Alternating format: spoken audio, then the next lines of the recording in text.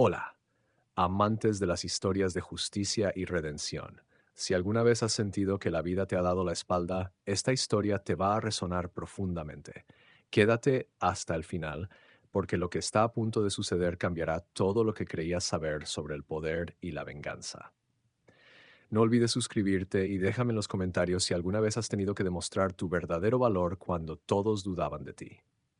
El café se derramó sobre los documentos legales exactamente a las 9:47 de la mañana. Elena Navarro observó cómo la mancha marrón se extendía sobre el membrete dorado de Vargas en Asociados como una profecía oscura. No fue un accidente. Sus manos temblaban, sí, pero no de torpeza. Era rabia contenida durante 5 años, cristalizada en ese momento preciso, cuando Antonio Vargas, su ex esposo, el hombre que alguna vez prometió amarla en la pobreza y en la riqueza, acababa de llamarla decoración de oficina delante de tres pasantes. Limpia eso, Lena. Es lo único que sabes hacer bien, dijo Antonio sin levantar la vista de su MacBook, ajustándose los gemelos de oro que ella le había regalado en su 10º aniversario. Esos mismos gemelos que él ahora usaba para impresionar a Valentina Cortés, su amante de 28 años, asociada junior del bufete y dueña de una risa cristalina que resonaba por los pasillos como campanas de victoria. Pero nadie en esa oficina de techos altos y ventanales que daban al Guadalquivir sabía lo que Elena realmente era, o mejor dicho, lo que había sido. 7 años atrás, Elena Navarro había sido la estudiante más brillante de la Facultad de Derecho de Sevilla. Su tesis sobre aplicaciones contemporáneas del derecho foral andaluz había sido publicada en 3 revistas académicas. Los profesores predecían que se convertiría en magistrada antes de los 40, pero entonces llegó el embarazo de Sofía, su hija, y Antonio, con esa sonrisa que derretía glaciares, le había susurrado al oído: «Deja que yo construya nuestro imperio, mi amor. Tú construye nuestro hogar». Qué ingenua había sido, qué estúpidamente ingenua. Ahora, mientras recogía los papeles mojados con servilletas baratas del dispensador, Elena escuchó fragmentos de la conversación que Antonio mantenía con su socio, el rechoncho y sudoroso Rodrigo Maldonado. «El caso Sandoval nos va a hundir si no encontramos ese precedente», masculló Antonio, pasándose la mano por el cabello perfectamente peinado hacia atrás. «Necesitamos el Código Civil en Duluth del siglo XVII. La versión completa, no esas traducciones modernas que cualquier idiota puede googlear». Elena sintió que algo se movía en su pecho, algo antiguo y afilado. El caso Sandoval. Todo Sevilla hablaba de él. Mauricio Sandoval, magnate de la construcción, acusado de fraude millonario y lavado de activos. Si Antonio perdía ese caso, su reputación como el lobo de los tribunales se evaporaría. El bufete perdería a sus clientes más poderosos. Y lo más importante, perdería la credibilidad que llevaba construyendo durante 15 años, pisoteando a todos los que se cruzaban en su camino, incluida ella. Ese documento no existe en formato digital, continuó Rodrigo, aflojándose la corbata. Y los archivos históricos de la catedral están cerrados por restauración hasta enero. Estamos jodidos, Antonio, jodidos. Antonio golpeó el escritorio con el puño. Elena había visto ese gesto antes. Normalmente precedía a una de sus sesiones de motivación, que en realidad eran monólogos donde humillaba a quien tuviera cerca para descargar su frustración. Tiene que haber una manera, siseó Antonio. Sandoval paga 3 millones de euros por este caso. 3 millones. No voy a perderlo porque un puto libro medieval está encerrado en una catedral rancia. Elena continuó empeando, invisible como siempre, pero su mente ya no estaba en esa oficina. Estaba en otro lugar, en otro tiempo. Estaba en la biblioteca de su padre. Alfonso Navarro había sido archivero en el Archivo de Indias durante 40 años.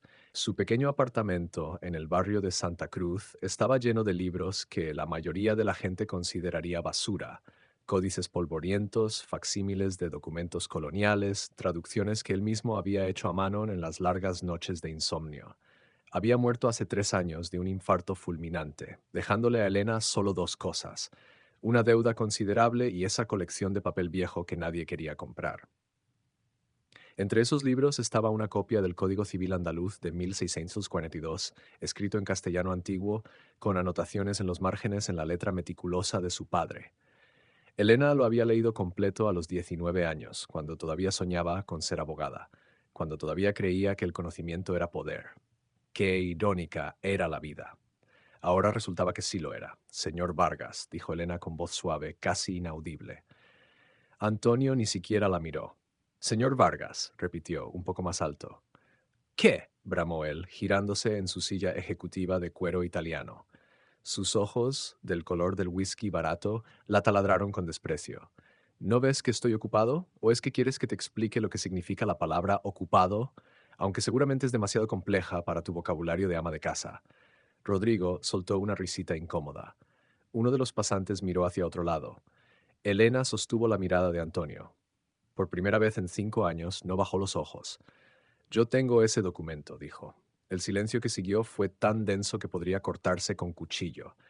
Antonio parpadeó 2 veces como si acabara de escuchar a su pez dorado recitar a Shakespeare. Perdón. El Código Civil Andaluz de 1642. Tengo una copia completa en mi apartamento, con traducción al español moderno y notas marginales sobre jurisprudencia aplicable. Antonio la miró fijamente durante 10 segundos completos. Luego estalló en carcajadas. Carcajadas genuinas, de esas que hacen que las lágrimas broten. ¿Tú? Jadeó, secándose los ojos. ¿Tú tienes el código? Dios mío, Rodrigo. ¿Escuchaste eso? La señora de la limpieza resulta que tiene uno de los documentos legales más raros de Andalucía en su apartamento. ¿Qué sigue? ¿Tienes la piedra roseta debajo de tu cama?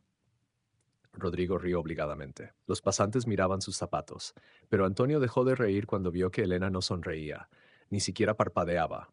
Espera, dijo él lentamente, entornando los ojos. ¿Estás hablando en serio? Completamente en serio. Algo cambió en la expresión de Antonio. Elena conocía esa mirada, era la que ponía cuando olía sangre en el agua, cuando sabía que tenía ventaja en una negociación. Bien, dijo, recuperando su compostura profesional, se alisó la corbata de seda. Tráelo mañana a primera hora. Te pagaré, digamos, 200 euros por el préstamo. No. La palabra flotó en el aire como una bomba sin detonar. ¿Cómo que no? No voy a traerlo. Y no lo vas a tener por 200 euros. Antonio se puso de pie lentamente. Media 1,85 m, y durante años había usado su altura para intimidarla. Se acercó a ella con pasos medidos hasta quedar a escasos centímetros de su rostro. Elena, dijo con esa voz suave que usaba antes de atacar, creo que no entiendes tu posición aquí. Eres mi secretaria. Trabajo para mí. Si yo te digo que traigas un documento, lo traes. ¿Entendido? Elena sintió el aliento de Antonio, con ese olor a menta y arrogancia que tan bien conocía.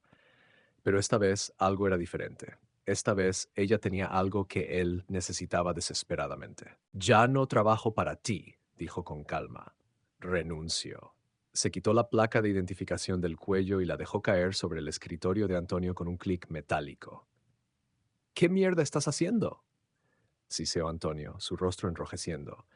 ¿Crees que puedes conseguir otro trabajo a tu edad?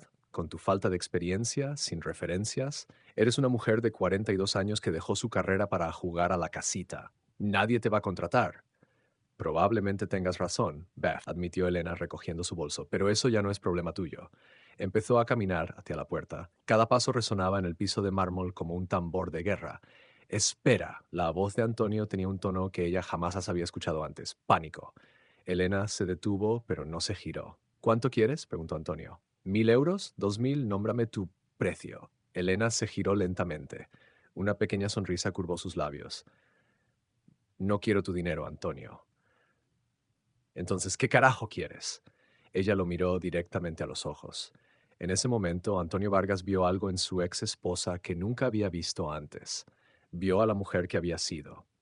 Y quizás a la mujer que estaba a punto de convertirse.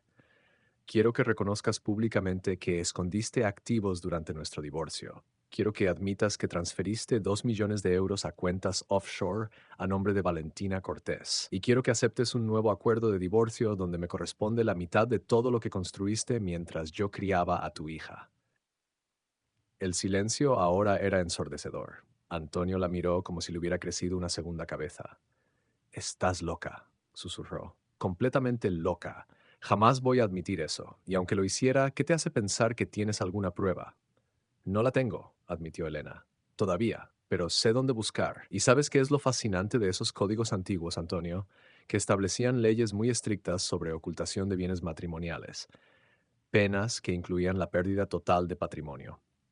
Por supuesto, esas leyes ya no están vigentes, excepto cuando se usan como precedente interpretativo en casos de fraude conyugal contemporáneo. Antonio abrió la boca. La cerró, la volvió a abrir. Estás faroleando, dijo, pero su voz sonaba hueca. Quizás, dijo Elena, encogiéndose de hombros. O quizás pasé los últimos 5 años observando cada movimiento que hacías, cada documento que firmabas, cada reunión privada que tenías con Valentina en el despacho después de las 8. Quizás tomé fotos, quizás copié archivos, o quizás estoy mintiendo y no tengo absolutamente nada. Se encaminó nuevamente hacia la puerta. Tienes hasta el viernes para presentar tu alegato en el caso Sandoval, dijo sin volverse. Sin ese código no tienes defensa, y sin defensa pierdes el caso, y cuando pierdas el caso pierdes todo. Así que piénsalo bien, Antonio. ¿Qué vale más, tu orgullo o tu carrera? Elena. Pero ella ya había salido, dejando la puerta abierta detrás de ella, dejando a Antonio Vargas, el lobo de los tribunales, el hombre que había destruido carreras y aplastado oponentes, paralizado en su propia oficina, sintiendo por primera vez en su vida lo que era estar completamente a merced de alguien más. Elena caminó por el pasillo de mármol pulido, pasando junto a Valentina Cortés, quien la miró con esa sonrisa condescendiente de siempre. Pero esta vez Elena le devolvió la sonrisa. Una sonrisa que hizo que Valentina frunciera el ceño confundida. Cuando el ascensor se cerró, Elena dejó escapar el aliento que había estado conteniendo. Sus manos temblaban violentamente ahora. No de miedo, sino de adrenalina pura. Sacó su teléfono y marcó un número que había estado guardando durante meses. Licenciada Méndez, soy Elena Navarro. Sí, la misma. Necesito hablar con usted sobre ese asunto que discutimos. Sí, estoy lista para proceder. ¿Cuándo podemos vernos? Mientras el ascensor descendía, Elena se miró en el espejo pulido de las paredes. La mujer que le devolvió la mirada no era la secretaria sumisa de hace 20 minutos. Era alguien diferente. Alguien que había estado dormida durante demasiado tiempo. Afuera, el sol sevillano brillaba con fuerza sobre las aguas del Guadalquivir. Era un día hermoso, un día perfecto para empezar una guerra, porque Antonio Vargas estaba a punto de aprender una lección que debería haber conocido desde el principio. Nunca subestimes a una mujer que tiene nada que perder y todo por ganar. Y Elena Navarro no solo tenía conocimiento, tenía un plan que había estado gestándose en silencio, cuidadosamente, meticulosamente, durante 5 largos años de humillaciones. Esa noche, en su pequeño apartamento en Triana, Elena abrió el baúl de su padre. El olor a papel viejo y cuero antiguo la envolvió como un abrazo. Allí estaba, el Código Civil Andaluz de 1642, con su portada de cuero agrietado y sus páginas amarillentas. Pero no era solo un libro, era munición. Abrió su laptop y comenzó a escribir. Tenía 72 horas para construir un caso que destruiría a Antonio Vargas. 72 horas para demostrar que los 5 años de silencio no habían sido debilidad, sino preparación. A las 2 de la madrugada su teléfono vibró. Era un mensaje de Antonio. Necesitamos hablar. Mi oficina mañana a las 9 a.m., por favor. Elena sonrió en la oscuridad de su apartamento. Ese por favor había costado más de lo que Antonio jamás admitiría. Pero todavía no había visto nada, porque lo que Elena estaba a punto de desatar no era solo una batalla legal, era una revelación, una exposición total de todo lo que Antonio Vargas había construido sobre mentiras, engaños y la creencia arrogante de que las mujeres a las que había usado y descartado se quedarían calladas para siempre. Mañana comenzaría el verdadero juego. Y esta vez Elena Navarro no estaba jugando para sobrevivir, estaba jugando para ganar. La oficina de Antonio Vargas olía diferente esa mañana. Elena lo notó en cuanto cruzó la puerta de Cao Batallada. No era el habitual aroma a café colombiano premium y ambición. Había algo más, desesperación, quizás, o miedo mal disimulado bajo capas de colonia cara. Antonio estaba de pie junto a la ventana, mirando el Guadalquivir como si las aguas turbias pudieran darle respuestas. No se giró cuando ella entró, pero Elena vio cómo sus hombros se tensaban bajo la chaqueta Armani. Cierra la puerta, dijo sin volverse. Elena obedeció, pero se quedó de pie cerca de la entrada. No pensaba sentarse. No esta vez. Los días de aceptar órdenes habían terminado exactamente 24 horas atrás. Hablé con Valentina anoche, comenzó Antonio, su voz cuidadosamente controlada. Le dije que esto era un malentendido, que estabas estresada, que quizás la menopausia te está afectando el juicio. Elena sintió la bilis subir por su garganta, pero se obligó a permanecer callada. Dejó que Antonio siguiera cavando su propia tumba. También hablé con mis socios, continuó él, girándose finalmente para enfrentarla. Sus ojos tenían ojeras que no estaban ahí ayer. Están dispuestos a ofrecerte un acuerdo, 50.000 euros, efectivo. Traes el código, lo usamos y todos contentos. Puedes irte a algún lugar bonito. Comprar un apartamento en la playa, vivir tranquila el resto de tus días. No, Antonio apretó la mandíbula. Elena podía ver las venas pulsando en su cuello. Elena, sé razonable. 50.000 euros es más dinero del que has visto en tu vida. ¿Qué más quieres? 100.000. 100.000. Pero esto tiene que terminar ahora. ¿Sabes qué es lo fascinante de los archivos bancarios offshore, Antonio? Dijo Elena, cruzándose de brazos. Que dejan rastros, pequeñas migajas digitales que alguien con suficiente paciencia puede seguir. Transferencias a las Islas Caimán, sociedades fantasma en Panamá, propiedades en Marbella registradas a nombre de testaferros.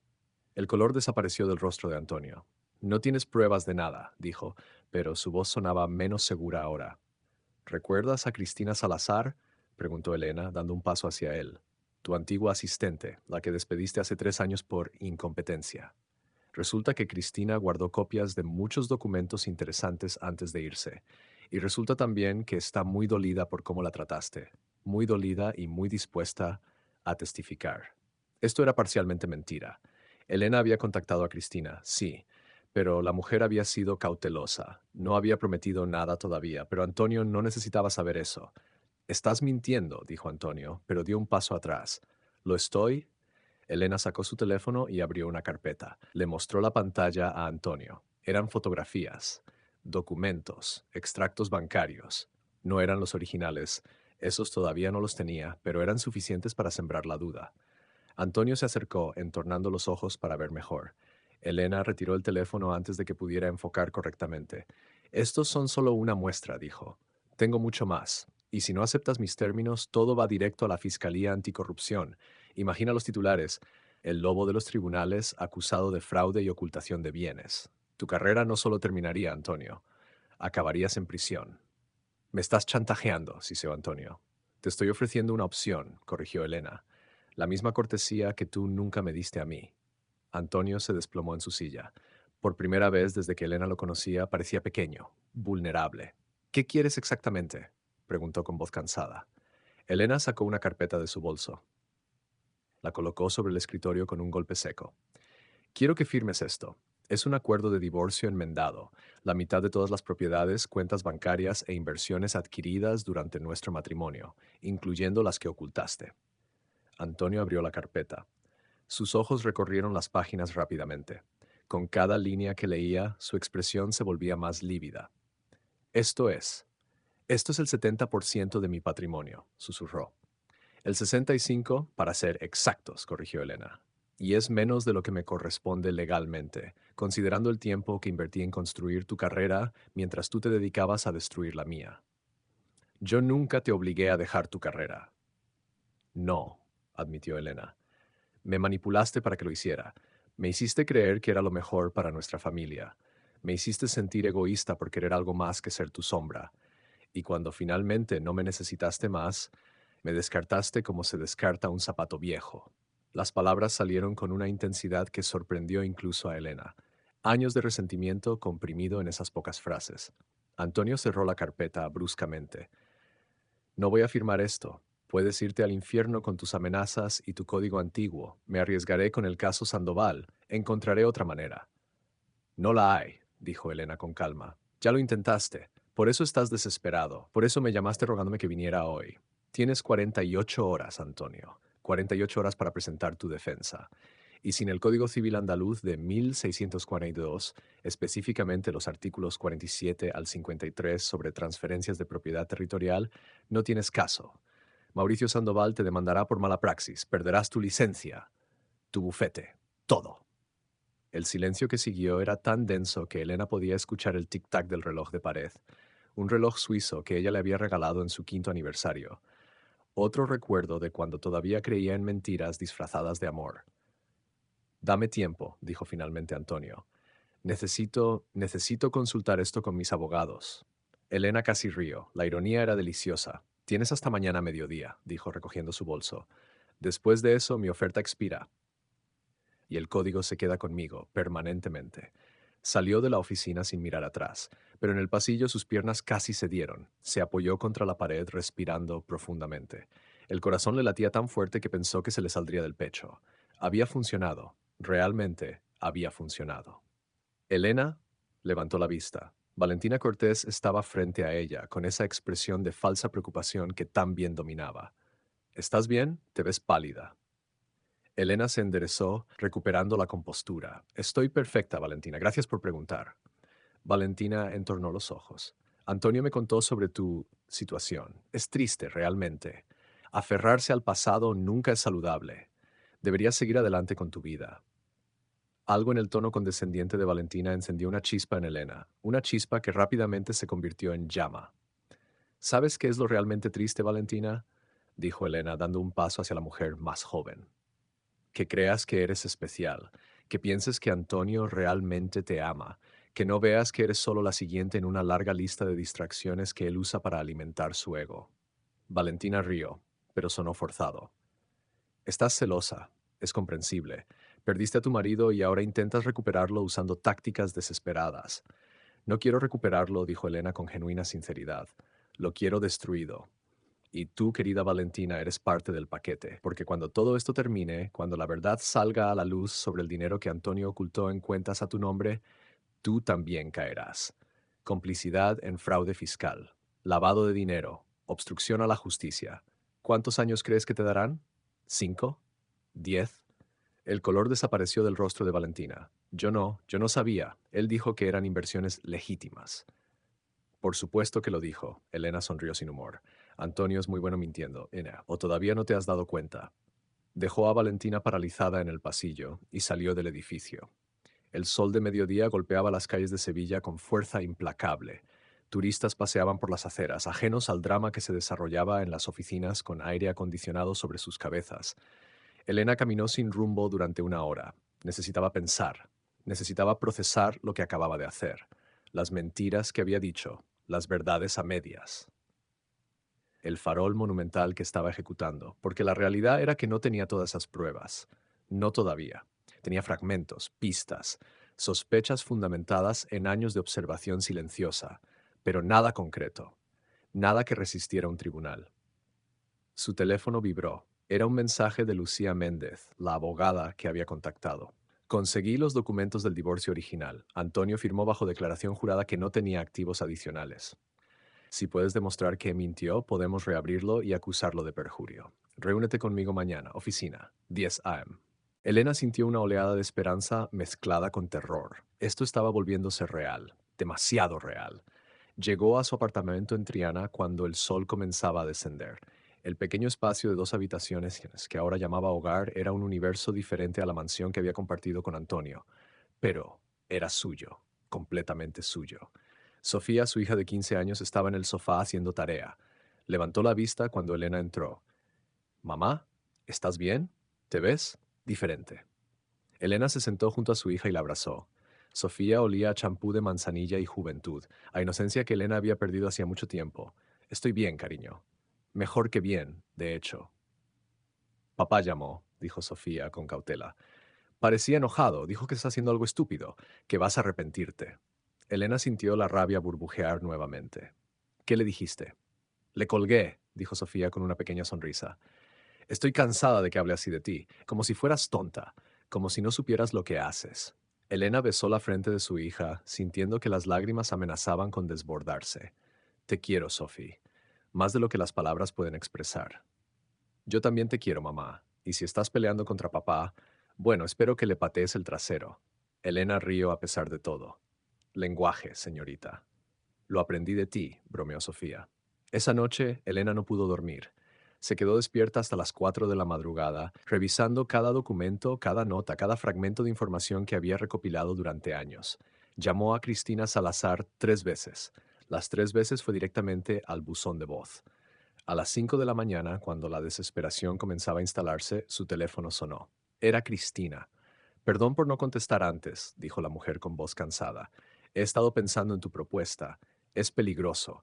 Antonio tiene conexiones, puede hacerme daño. Lo sé, admitió Elena, y no te culparía si decides no ayudar, pero piensa en todas las otras personas que Antonio ha dañado, todas las carreras que destruyó, todas las vidas que arruinó. ¿De verdad quieres que siga saliendo impune? Silencio al otro lado de la línea. Tengo copias, dijo finalmente Cristina.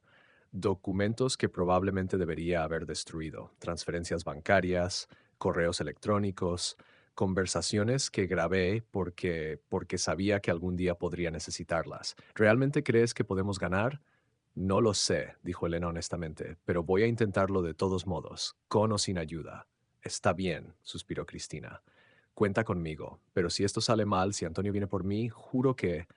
No saldrá mal, interrumpió Elena con más confianza de la que sentía. Confía en mí. Después de colgar, Elena se permitió un momento de celebración silenciosa.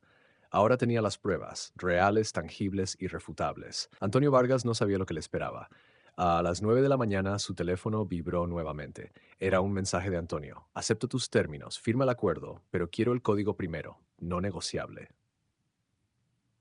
Elena sonrió. Había aprendido bien de Antonio durante todos esos años, sabía exactamente cómo negociar. Nos vemos en tu oficina al mediodía. Traigo el código, tú traes el acuerdo firmado y notariado. Intercambio simultáneo y Antonio, si intentas algo, si hay algún truco, juro que publicaré todo en cada periódico de Andalucía. ¿Entendido? La respuesta tardó 5 minutos en llegar. Entendido. Mediodía. Mi oficina. Elena se duchó, se vistió con su mejor traje, uno que había comprado en secreto con el dinero que había estado ahorrando de su salario miserable, y se maquilló cuidadosamente. Hoy no era día para verse débil, hoy era día para verse invencible. A las 11:30, Lucía Méndez llamó. ¿Estás segura de esto, Elena? Una vez que cruces esta línea no hay vuelta atrás. Crucé esa línea ayer, respondió Elena. Ahora solo estoy terminando lo que empecé.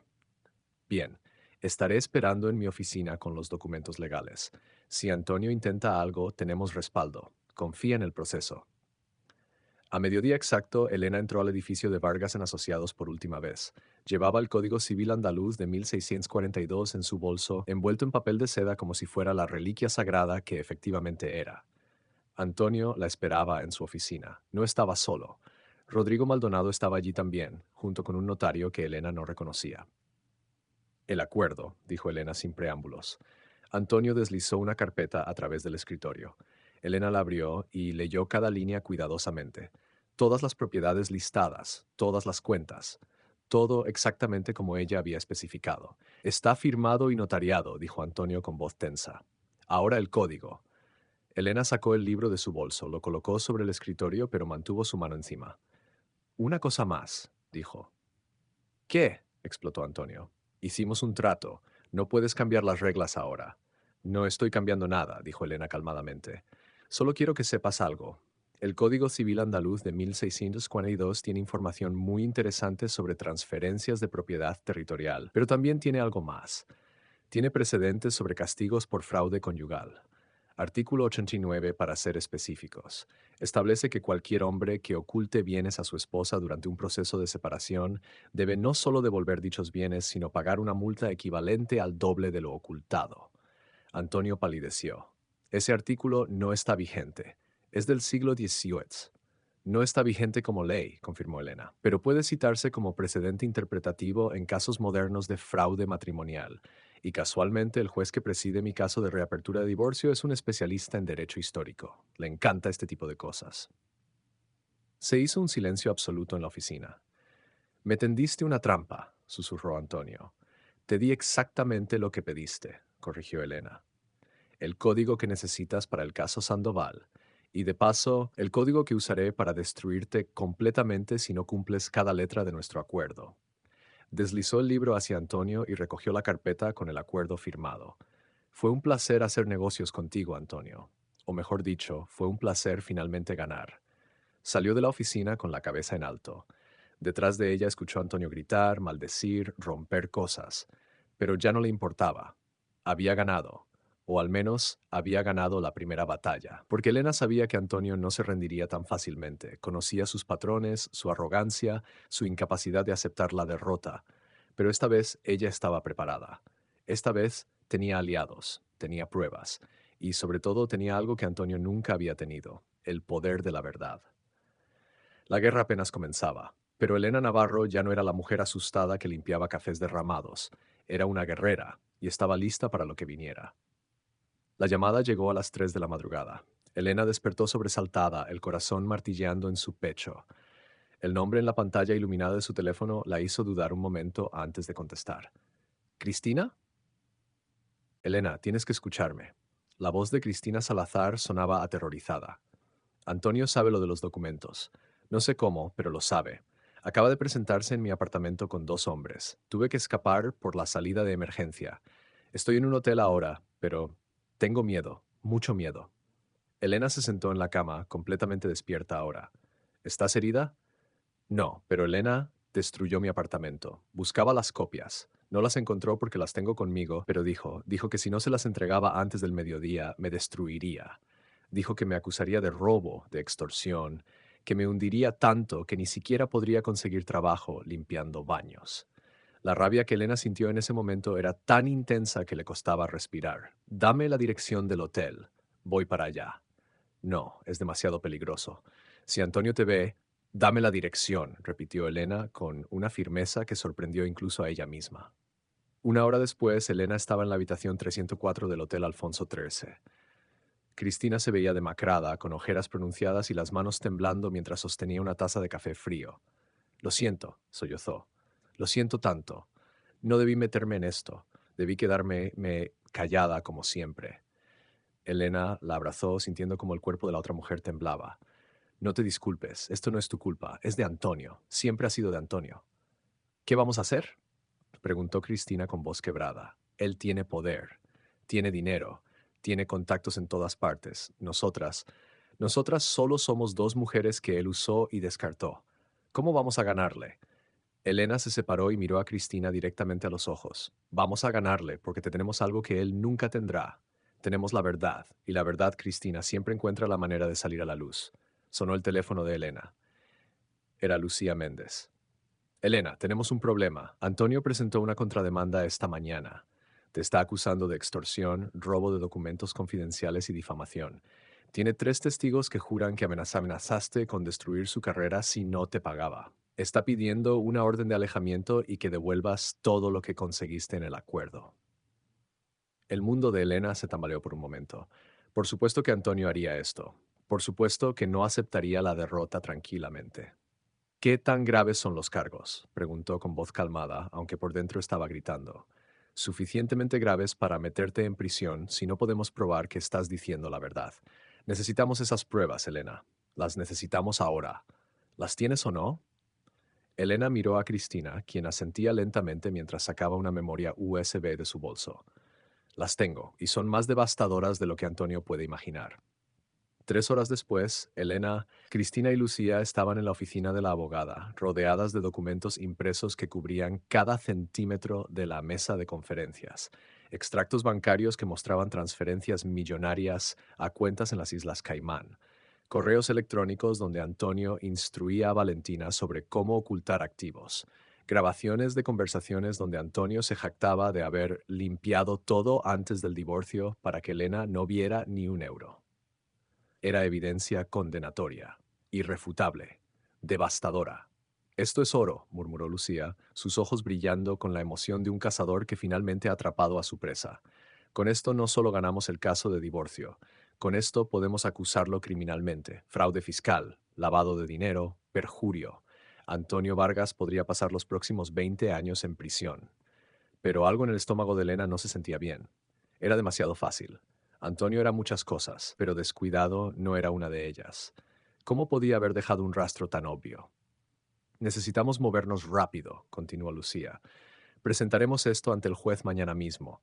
Con suerte tendremos una orden de arresto para Antonio antes del fin de semana. El teléfono de Elena vibró. Era un mensaje de un número desconocido. Mira las noticias. Canal 7, ahora. Con manos temblorosas, Elena encendió el televisor de la oficina. La pantalla mostró el rostro serio de una presentadora. En noticias de última hora, el reconocido abogado Antonio Vargas ha presentado evidencia de lo que él llama una conspiración de extorsión orquestada por su ex esposa Elena Navarro. Según documentos presentados hoy ante la Fiscalía, la señora Navarro habría falsificado evidencia bancaria con el objetivo de extorsionar al señor Vargas por millones de euros. El mundo de Elena se detuvo. Eso es mentira, susurró Cristina. Esos documentos son reales. Yo los copié personalmente de... Y entonces Elena lo vio. Lo entendió todo con una claridad cristalina que la dejó sin aliento.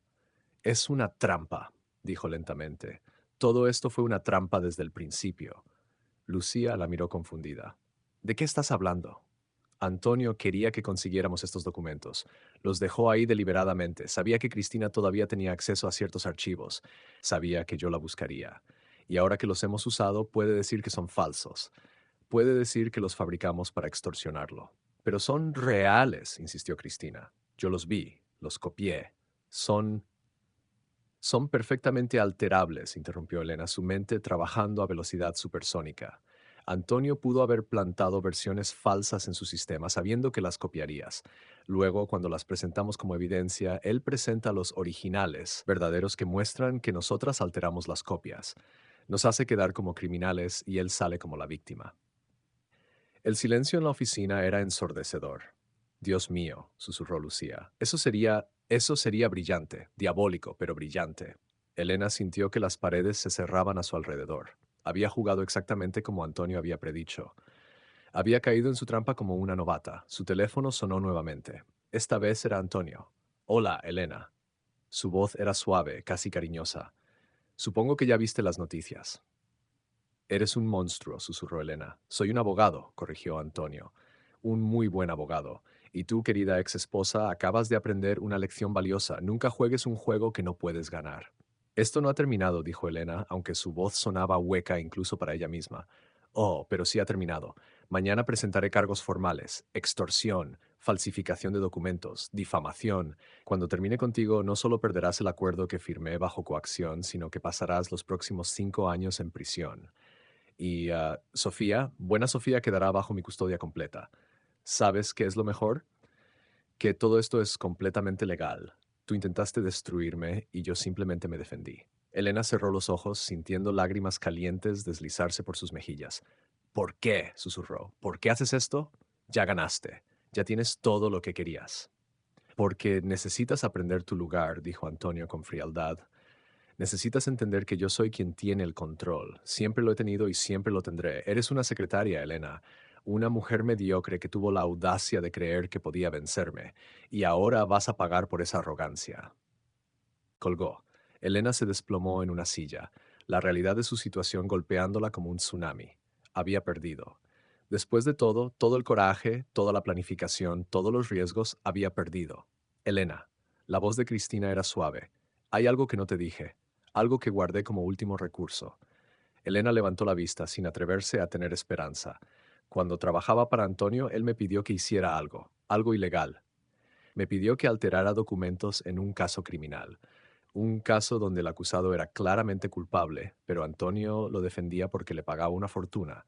Me dijo que cambiara fechas en ciertos documentos para crear una coartada falsa. Lucía se inclinó hacia adelante. ¿Lo hiciste? Sí, admitió Cristina avergonzada. Y odio haberlo hecho. Pero guardé los originales, los verdaderos, y tengo mi testimonio. Tengo pruebas de que Antonio me obligó a cometer perjurio. Eso no solo destruiría su carrera, sino que podría invalidar docenas de casos que él ganó fraudulentamente. Elena sintió una chispa de esperanza encenderse en su pecho. ¿Por qué no mencionaste esto antes? Porque significa que yo también voy a prisión, dijo Cristina con voz quebrada. Significa admitir que cometí un crimen. Significa perder todo. Pero si es la única manera de detener a Antonio, estoy dispuesta a hacerlo. Lucía tomó las manos de ambas mujeres. Escúchenme, lo que estamos a punto de hacer va a cambiar sus vidas para siempre. Elena, si seguimos adelante, la batalla legal será brutal. Antonio usará cada truco sucio que conoce, te arrastrará por el lodo públicamente, intentará quitarte a tu hija, te hará pasar por un infierno. Y Cristina, tú enfrentarás cargos criminales. Es posible que pases tiempo en prisión. ¿Pero hay una oportunidad de ganar? Preguntó Elena. Lucía sintió lentamente. Si Cristina testifica, si presentamos los documentos originales que Antonio le pidió falsificar, podemos demostrar un patrón de conducta criminal. No solo en tu caso, Elena, sino en múltiples casos. Podemos traer a otras víctimas, otros clientes que Antonio estafó, otras mujeres que Antonio usó y descartó.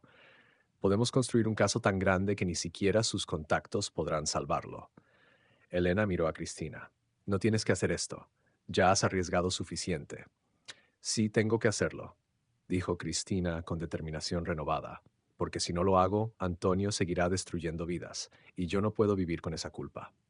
Elena sintió algo cambiando dentro de ella. No era solo rabia ahora, era resolución, era claridad absoluta sobre lo que tenía que hacer. Entonces hagámoslo, dijo, hagámoslo bien. Las siguientes 48 horas fueron las más intensas de la vida de Elena. Lucía contactó a 3 ex clientes de Antonio que habían sospechado irregularidades en sus casos, 2 ex empleadas que habían sido acosadas y despedidas, un contador que había renunciado después de que Antonio le pidiera ajustar ciertos números. Todos tenían historias, todos tenían evidencia, y todos estaban dispuestos a testificar. El lunes por la mañana, Lucía presentó una demanda colectiva contra Antonio Vargas, no solo por fraude en el divorcio de Elena, sino por mala praxis sistemática, falsificación de documentos, obstrucción a la justicia y una lista de cargos que ocupaban 15 páginas.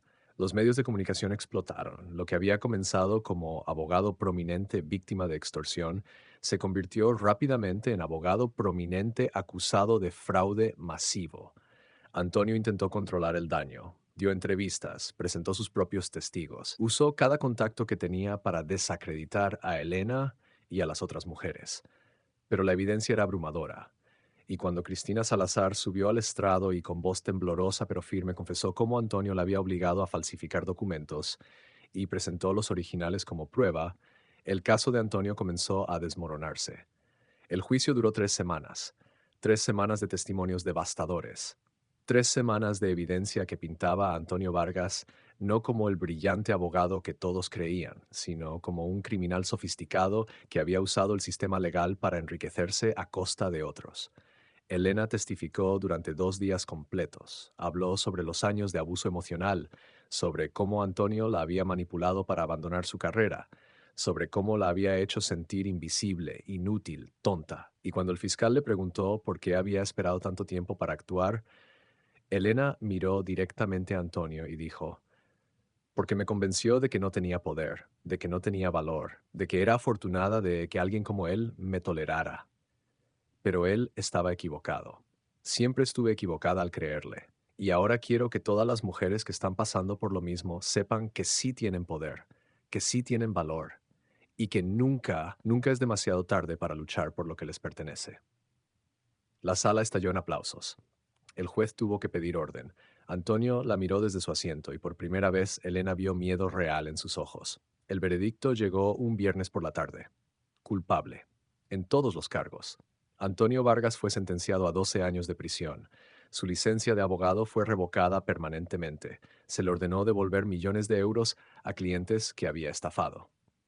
Y en el caso específico de Elena, se ordenó que le pagara no solo la mitad de los activos matrimoniales, sino también daños punitivos por un monto que duplicaba su patrimonio original. Valentina Cortés, tras cooperar con la Fiscalía, recibió una sentencia reducida de 18 meses de libertad condicional. Cristina Salazar también recibió libertad condicional junto con una orden de realizar servicio comunitario. Pero más importante, recibió algo que no había tenido en años, su dignidad de vuelta.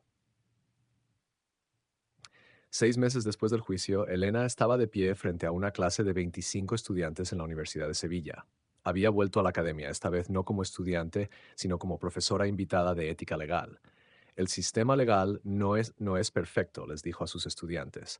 Puede ser manipulado, puede ser usado como arma, pero también puede ser una herramienta de justicia cuando las personas correctas tienen el coraje de defenderlo. Su teléfono vibró con un mensaje de Sofía. Orgullosa de ti, mamá. Papá de la escuela pregunta si puedes dar una charla el próximo mes sobre empoderamiento femenino. ¿Te animas? Elena sonrió. Me animo, escribió de vuelta. Esa noche, en su nuevo apartamento, uno más grande, en un mejor barrio, pagado con el dinero del acuerdo, Elena abrió una botella de vino. No para celebrar la destrucción de Antonio, sino para celebrar su propia resurrección. Había aprendido lecciones valiosas en este viaje. Había aprendido que el silencio no es paz, sino complicidad, que la venganza no es siempre dulce, pero la justicia sí lo es, y que el mayor poder que una persona puede tener no es sobre otros, sino sobre sí misma. Antonio Vargas había intentado destruirla, había intentado convencerla de que era insignificante, pero Elena Navarro había demostrado algo mucho más poderoso, que incluso las personas a las que el mundo subestima pueden levantarse, pueden luchar y pueden ganar, no porque sean perfectas, no porque no tengan miedo, sino porque se niegan a permanecer calladas ante la injusticia. Y esa, pensó Elena mientras miraba las luces de Sevilla brillando en la distancia, era la lección más importante de todas. El teléfono sonó una última vez esa noche. Era un número desconocido. Señora Navarro, soy Patricia Torres. Trabajo como secretaria para un abogado aquí en Málaga. Leí sobre su caso en las noticias y, bueno, creo que mi jefe está haciendo exactamente lo que Antonio Vargas le hizo a usted y no sé qué hacer. ¿Podría... ¿Podría hablar conmigo? Elena cerró los ojos por un momento. Luego sonrió. Por supuesto, Patricia. Dime todo, y juntas encontraremos una solución.